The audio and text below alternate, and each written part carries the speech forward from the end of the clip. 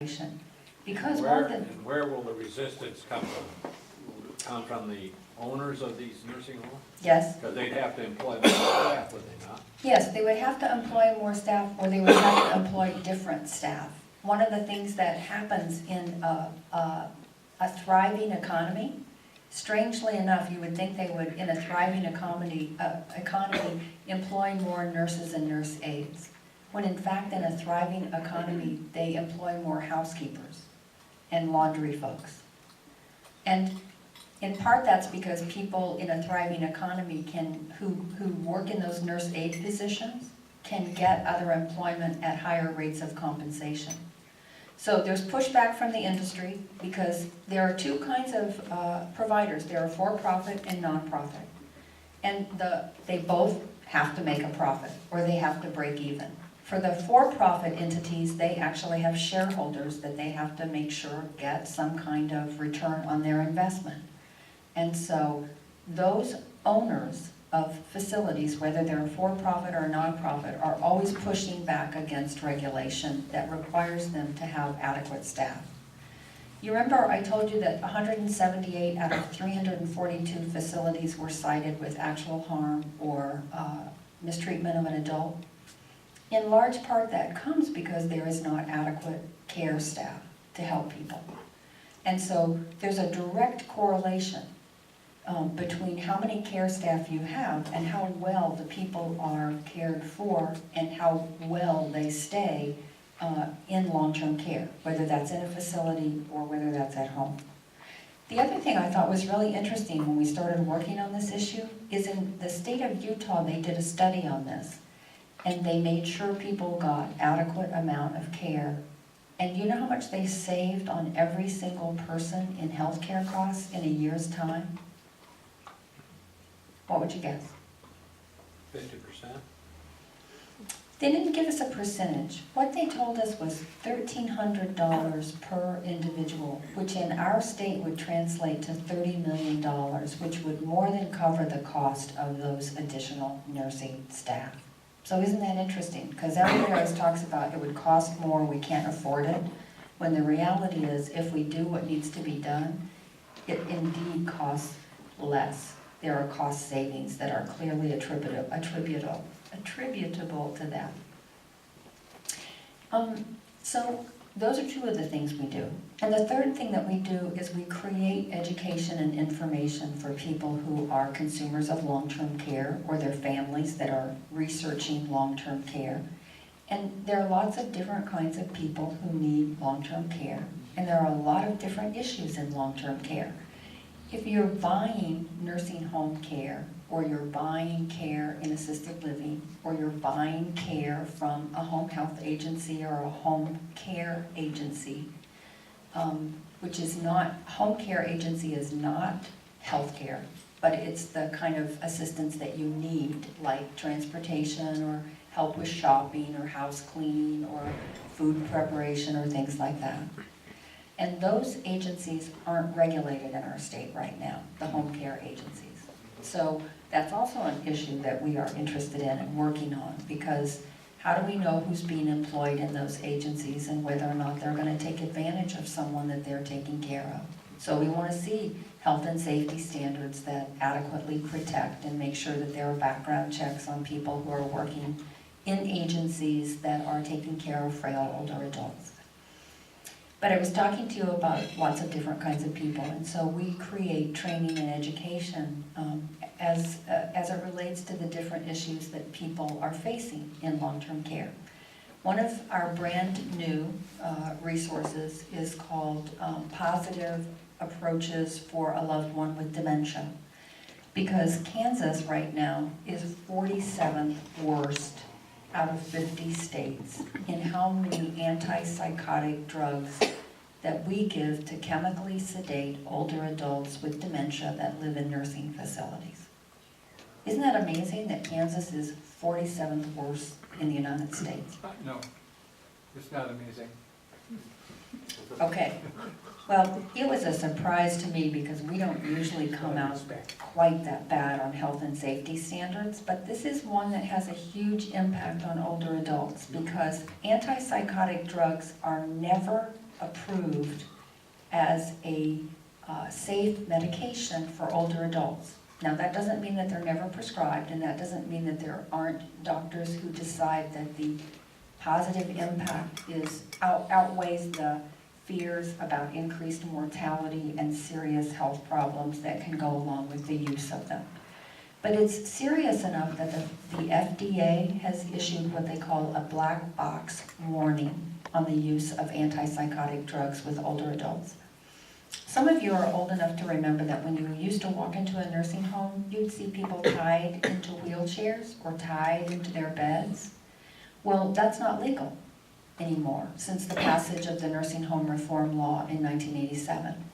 And antipsychotic drugs is kind of what has come in and taken the place. You can't see those people being controlled in quite the same way as you can when they're tied into their wheelchair. So what we've done is try to create what are some good alternatives for how you help people cope with dementia.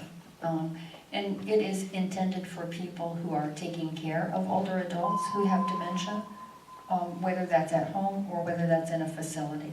And there are some really great things in this brochure that was developed by a KU intern along with us, whose grandmother is in a nursing home, has dementia, has been over-medicated with antipsychotic drugs, and has had terrible health consequences because of it. And she was very dedicated to putting together this new resource for us. So anytime we create a resource, we put it in print. It's also on our website. They're always free. If you ever want access to this information, we can mail it to you or you can see it on our website.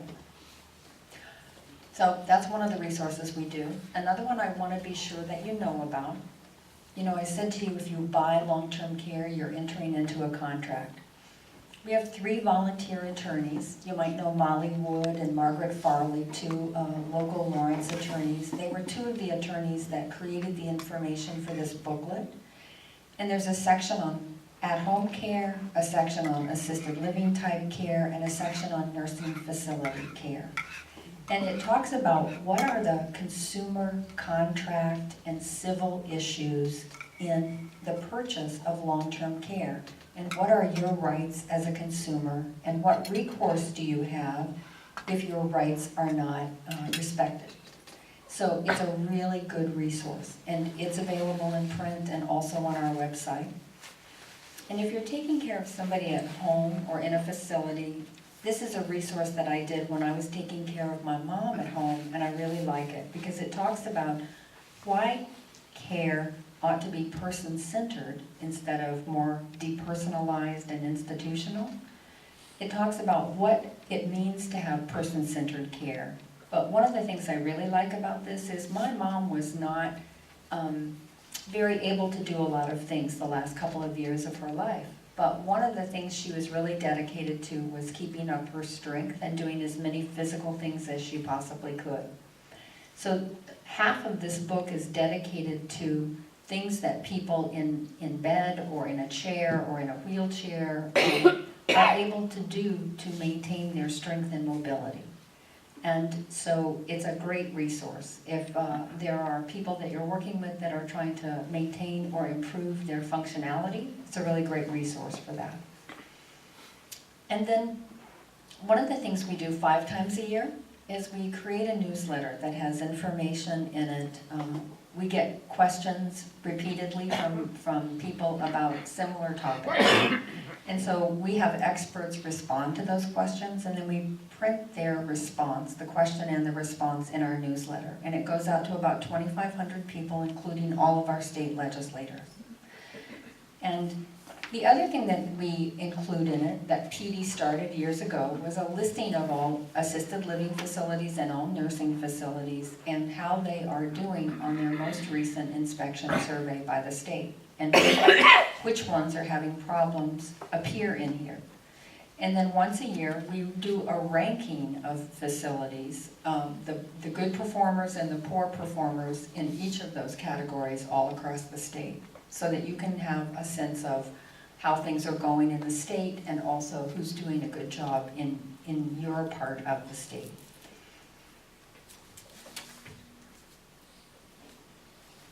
I want would tell you 3 or 4 things that KABC has done, not under my tenure. I've only been here since 2007. But some things that have really made a difference in the quality of long-term care. One of the first things that we did was get some facilities that were consistently poor performing. And for the residents who lived in those facilities, they were having repeatedly bad healthcare outcomes. We got those facilities closed. And that was a very good thing. If they couldn't improve, we got them closed. If they could improve, we supported them in every way to improve that we could do in terms of training their staff and offering them assistance. The second thing that we did that I thought was really valuable for the people of Kansas and continues to be valuable for us today is that if any of you have taken care of an older loved one without any training, you know how hard that is. When I first started taking care of my mom, I didn't know anything about healthcare, I didn't know anything about drugs, I didn't know anything about all the stuff that I needed to know about to take good care of her. When KABC started almost 40 years ago, you could hire someone off the street and just begin to have them take care of frail older adults in a nursing facility or any place. We changed that so that now they have to have at least 6 weeks of education and training in things that are specific to taking care of older adults before they can ever start taking care of older adults. And I think that's really important in terms of the kind of care that people receive every day. But it's also really important because in our state, we have about a 300% turnover rate of the people who work in facilities. So can you imagine that? That's 300 a year? 300% a year. That's a lot of turnover. So if you have, easily 3 caregivers on every shift turnover in the context of 1 year for you, how is that going to impact your care? How depersonal is that going to be?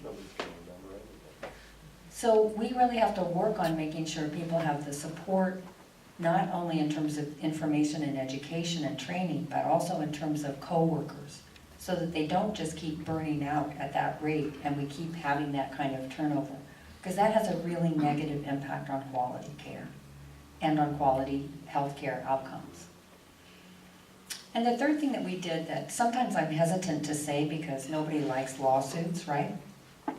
One of the things that we did was, it used to be that the highest civil monetary penalty for a nursing facility or an assisted living facility that was consistently not meeting health and safety standards was $1,000. So, if you think about how much money those facilities take in, $1,000 was really no detriment for them. So we got the legislature to increase it to $10,000. Well, that was about 20 years ago. So think how much less $10,000 means now than it did 20 years ago. I don't know if you heard about the abuse situation that happened in Andover, Kansas earlier last year. They were fined $150,000. And part of the reason the fine was so high was because under the Affordable Care Act, the facility has a responsibility to report to the Department on Aging and Disability Services, and they have a responsibility to report to local law enforcement. And they didn't do either one. And there was abuse and neglect of a resident going on in that facility. And at least 6 other staff person knew that, including the owners and the director of nursing, and did nothing to stop it. So that fine was at a much higher level, and it's really in a different class than the $10,000 limit on civil monetary penalties that we have now. But I think that is an important piece because oftentimes what you'll get from family members whose loved one has suffered an injury that was easily avoidable is that they feel like that for there to be some justice, the facility should feel some pain. And, that pain for them comes in the form of monetary penalties. So that's also something that we worked on and were successful in getting passed. What's out in front of us right now that I'm really interested in is the nursing staffing standard at 4.5 hours of care a day. That's really gonna be a game changer for the kind of care that people get. And the other thing that's really a game changer, do you all know about what's called the Healthcare Compact? It's really important for you to know about this. It happens to be a political issue right now. And so you might have heard it called by some other name. Our state legislature this year passed legislation saying that we want to join other states in a region of about 23 to 28 states. And we want the federal government to give our state and this group of states all of the money for the Medicare and the Medicaid program. And we want to run our own programs. Now, I'm concerned about this for a lot of reasons. One of the reasons I'm concerned about this is because we don't have the infrastructure at our state level right now to make that work. Another reason I'm concerned about it is because the Medicare program works very well. And it's universal, so, Forrest and Donna were traveling, and if something had happened in Arizona, or it had happened in California, or it had happened in Colorado, it wouldn't matter. But if you're an older adult and the Healthcare Compact passes and is approved by the Congress, then we don't know what the impact of that would be if you were traveling in a state that's not part of the Healthcare Compact in terms of how you would access healthcare. One of the reasons it's really important to me as an advocate for long-term care is because in that way the U.S. Congress does, sometimes they pass laws and then they pass regulations as a part of the funding mechanism. So we got the Nursing Home Reform Law of 1987, but all the regulation that goes along with that about health and safety and about your rights as a consumer is actually attached to the funding bill, called an omnibus bill. So if the state of Kansas gets from the federal government its portion of the Medicaid monies and joins this healthcare compact, all of the things that we worked so hard for in the nursing home reform law go away, because they're attached to the funding. They're not attached to the actual bill in terms of the implementation.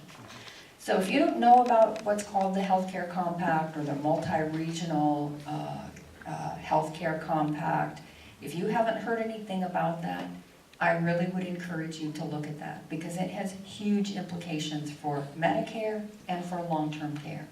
So it's an important issue that is part of the broader U.S. Senate race this year with Pat Roberts and Greg Orman, who are the two people that are running for that office. But our state legislature is the one that passed on it. Yeah? I assume that the states that are involved in getting that passed are primarily led by Republican governors, and it's a reaction against the Affordable Care Act. It is definitely a reaction against the Affordable Care Act. And it is also, every state is looking at ways that they can manage healthcare costs in the Medicaid program. They have less of a stake in the Medicare program because it's more funded by the U.S. government. But it is absolutely a way to contain costs, and it is primarily supported by more conservative legislators. Yes. I'll try to say that without being political in terms, or partisan in the way that I'll be political and say, poo on that. Okay. That is damnable. Well, Damnable is what it is, and we have to react to it and make our voices known, and we can do that right away with this governor's election in this state. And I hope everybody's on board to get Paul Davis elected. I certainly have been and will be right up to the end. And I hope it's a joyous end. I would like my birthday to be relegated to insignificance, because if I can wake up November 5th, my birthday, and Paul Davis has been elected governor of this state, my birthday is inconsequential. Literally. We have got to get him elected. And I think regardless of one's political persuasion, This is a critical issue for older adults. And it is a critical issue on the long-term care side, and it is a critical issue on the healthcare side of Medicare. So if you don't know about this issue, I really encourage you to begin talking and reading and looking at this issue, because it's a significant impact. And the governor has said, the current governor has said, he would not authorize any inclusion of Medicare into the healthcare compact, but the legislature, when they were considering it, there was an amendment to pull Medicare out, and that did not pass. And the governor signed that piece of legislation that includes both Medicaid and Medicare. So I do believe it's a critical issue for older adults, and I do believe it's one you want to know about. And It sounds like your relationship, the organization's relationship to the state is very adversarial. Is that a correct perception? you know, our interest is quality long-term care. And we are adversarial with the state when we feel like the position that it takes on things is counter to quality long-term care. Well, it sounds like it's regularly doing that. Well, I would say that has been more of a trend under this administration than it was under the previous administration. But it is absolutely true that when this organization came into being, it came into being because of the state not being responsive to concerns about quality care. So, you know, sometimes we have a more supportive relationship with the state, sometimes we have a more challenging relationship with the state, and it really depends on what we believe that the state is doing as it relates to public policy issues in long-term care. So I'm not pro or against any particular administration. I'm only pro or against issues of quality. And you're right, it's been more challenging in the last few years. Just one other observation. My grandmother was in a nursing home in a small town in Minnesota in the late 50s. My mom was in a nursing home here. Obviously, they were different. But I have to confess that the care my grandma got, even though it was a small town nursing home, was, I think it was very positive. There were some extraordinarily caring people watching over her, and I think doing the very best. So I think be careful about painting the brush too wide on some of that stuff. It's so staff personality related, it's just amazing. You're absolutely right about that. The young woman that wrote this dementia piece was a nurse aide for 6 years. And she was a fabulous nurse aide, and she kept being promoted and promoted and promoted. But she quit doing it because she kept talking to the administrators and the directors of nursing about the need for more staff, and they would always respond to her, "We're working on it." But they were working on it for 6 years and nothing ever changed. So